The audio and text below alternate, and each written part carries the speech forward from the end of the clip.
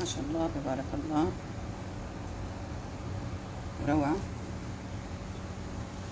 طلعت مرة روعة ما شاء الله تبارك الله.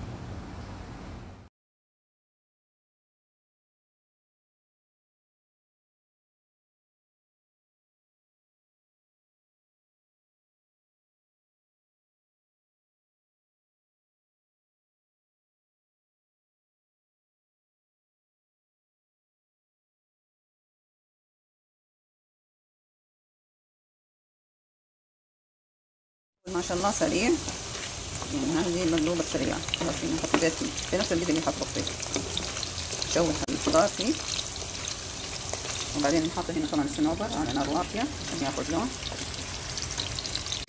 تقريبا هذا خلاص حمرت شوية.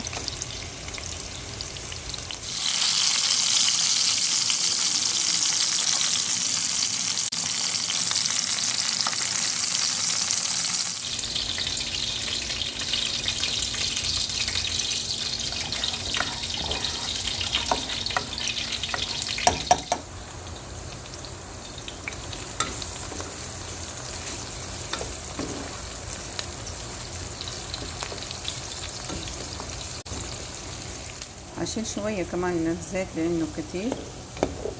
أول شي يشيل البصل تقريبا هذا اللون اللي أنا أبغاه الذهبي. نرص كمان الخضار مظبوط كل ما ينزل. شغل سريع سريع عشان الطماطم لازم يكون من تحت عشان لا يبدع القدر. بعدين نحط مفرومة، وبعدين نحط طبقة رز. كمان الرز انا حاطه في قرفة ريحته مرة حلوة ما شاء الله. نحط رز واكرس. الرز طبعا على مرقة لحم او مرقة دجاج او مرقة ماجي يسلقي، او رز ابيض ممكن بالهيك يسلقي. طيب هنحط طبقة مفرومة برضو. طبعا حطينا كمان طبقة الرز فوقها مفرومة وفوقها الصنوبر، وحنحط كمان طبقة بسيطة من الرز.